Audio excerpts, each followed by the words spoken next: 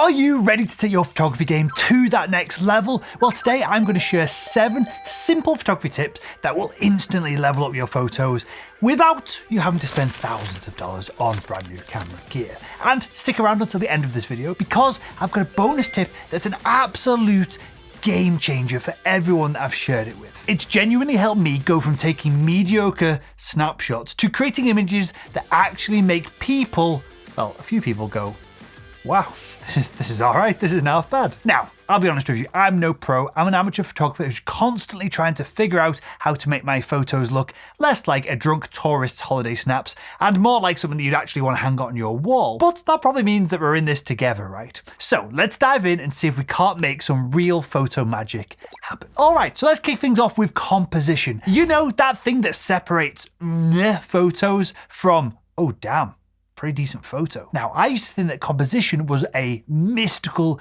art, that only the photo gods could bestow down on us individual creatives. But it turns out it's pretty simple when you get the hang of it. And to improve my composition every single time, this is what I do. Before I even pick up my camera, I take a good look at the scene in front of me. I'm talking like a real good look at it. Like I'm trying to solve a Where's Waldo puzzle. And I try and answer the following questions before I pick up the camera and bring it to my face. So I'm trying to uncover, what is the main subject? What is the foreground, midground, and background? Is there anything that I need to include in the scene to make the photo more interesting? And finally, is there a unique perspective I can take this photo from? Only once I've tried my best to answer those questions do I look through the viewfinder of the camera and start framing up the photo. Now, of course, if you're shooting a Formula 1 car going flying around the corner of a racetrack, most of this composition work needs to be done before the cars start flying towards you. Similarly, if you're shooting wildlife and your subject suddenly appears out of nowhere, the goal is to get the shot,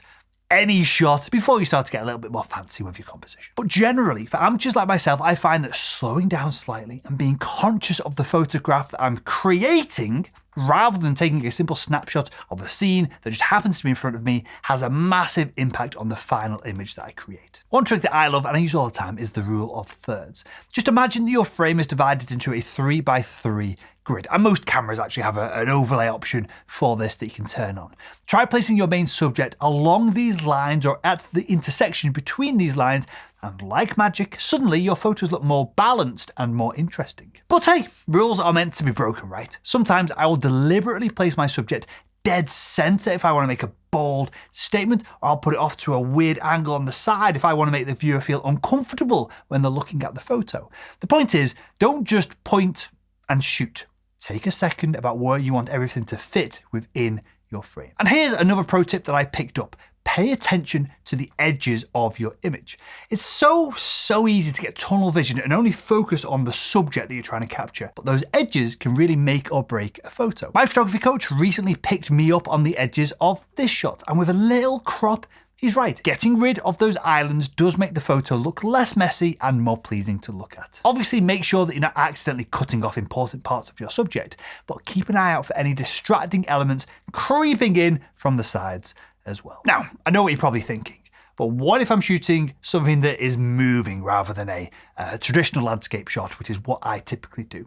Well, that's where our next point comes in handy. All right, let's talk about shutter speed. So your shutter speed controls how long your camera's sensor is exposed to light, and it can absolutely, in a split second, literally change the mood of your photo. And here's the deal. If you want to freeze action, you need to use a fast shutter speed. I'm talking 1/500th of a second or faster. This is great for sports, wildlife, or your golden retriever being a psychopath as you're trying to take a picture of him in your garden. On the flip side, if you want to create some cool motion blur effects, you want to slow that shutter speed right down. I love using slow shutter speeds for things like flowing water at the beach or light trails coming from cars at night. It really can turn a boring old waterfall into something that looks like it's straight out of a fairy tale.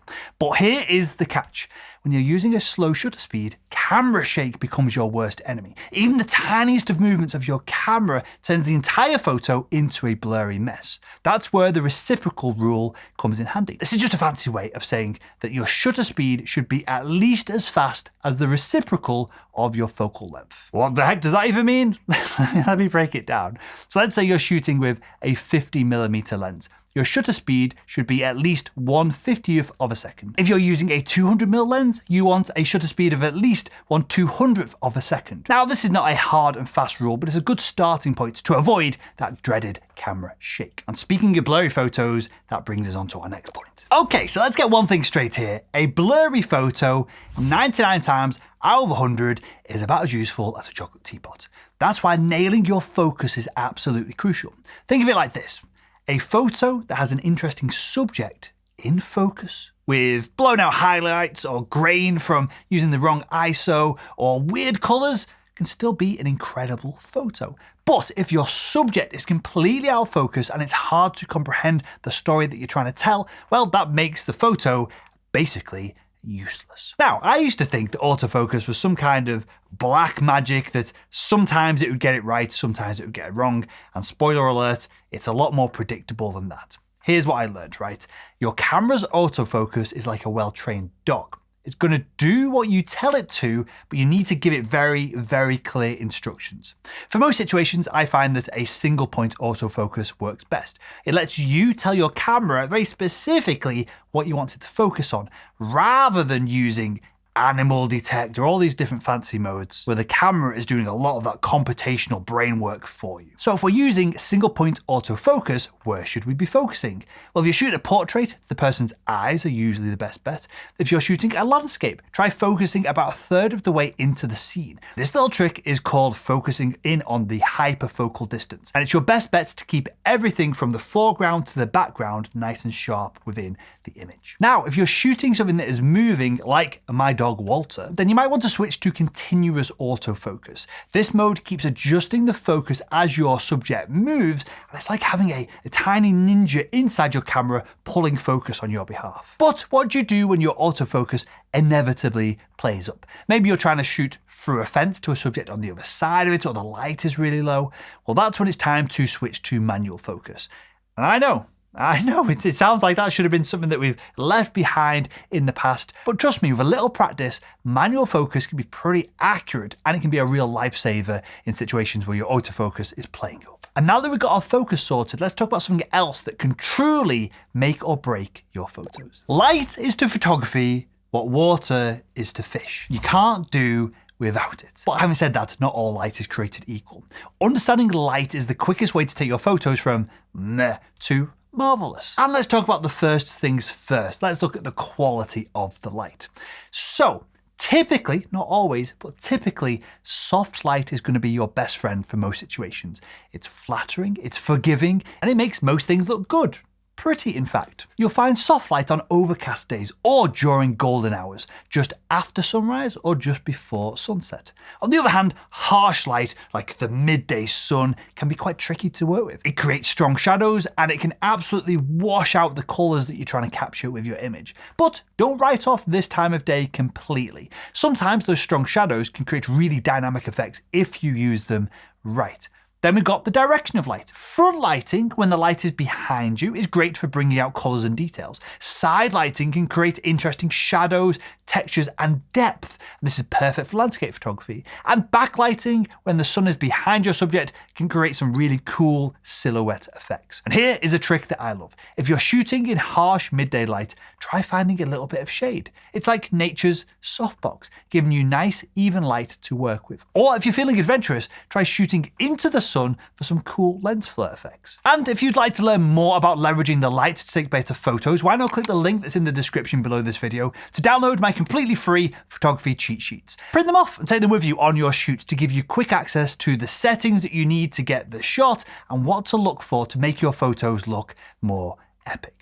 Now, sometimes you might find yourself in a situation where the light just isn't cooperating, and that's where our next point comes in handy. ISO is like your camera's sensitivity to light. The higher the ISO, the more amplification is given to the data collected by your camera's sensor, and the brighter the image at the end of the chain of processing becomes. Now, I used to be terrified of cranking up my ISO. I thought it'd turn my photos into a grainy, noisy mess. But here's the thing, a slightly grainy photo that gives the camera enough light to focus and us humans enough light to see what's going on within the frame is a way better photo most of the time than a dark, blurry image. Most cameras are pretty amazing at handling high ISOs, so don't be afraid to bump up the ISO if you need to get that shot.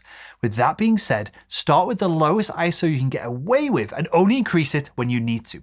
I usually keep my ISO under 3200 if I can, but I'll go higher if I really need to. And here is a little secret. A little bit of grain can actually add character to your photos. It can give them a cool, gritty look that's perfect for street photography or moody portraits. Now, speaking of adding character to your photos, let's talk about our next point. Do you want to know the quickest way to make your photos stand out? It's dead easy.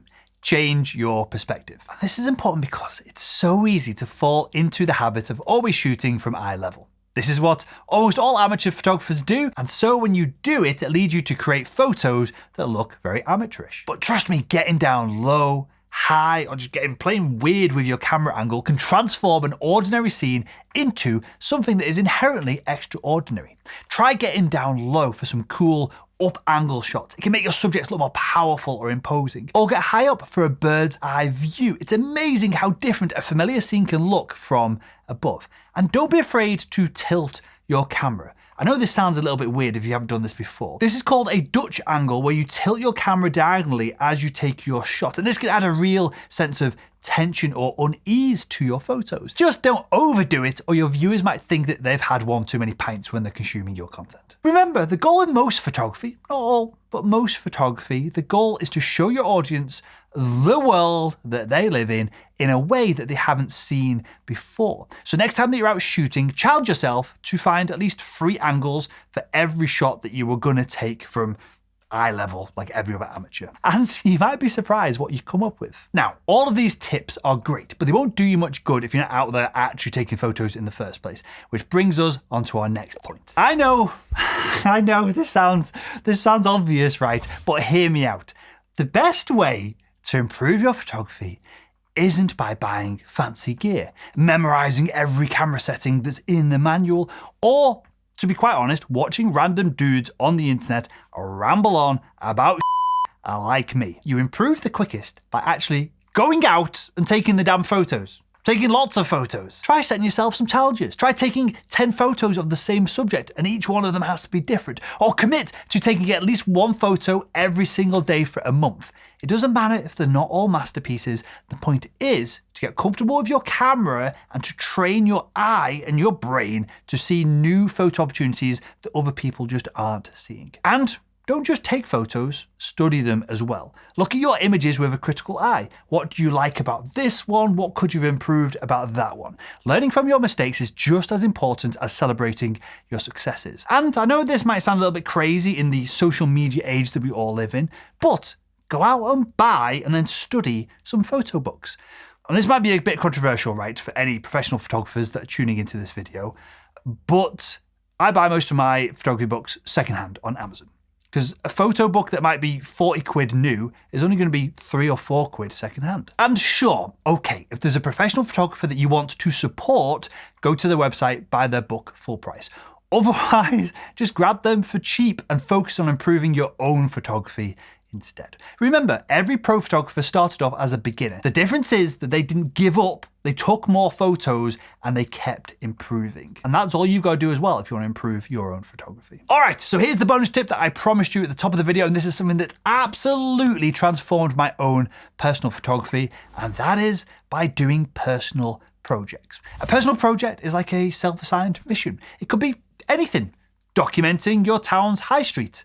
If you're in the UK, you'd just be documenting all the shops turning into betting shops and charity shops. But it doesn't really matter what you're documenting. The point is that it forces you to go out and do something. Perhaps you create a series of self-portraits, or even you just photograph the same damn tree in every season across the entirety of a year, and you pick the best photos to stick on a calendar. It doesn't really matter. Personal projects can be incredibly powerful because they give you some focus and some purpose. So rather than randomly just snapping photos as you go for a walk every now and again, you now start working towards a specific goal, and this helps you develop your style, pushes you to be creative, and it's going to give you eventually a body of work to hopefully be proud of. So have a think about what interests you. What stories do you want to tell with your photography?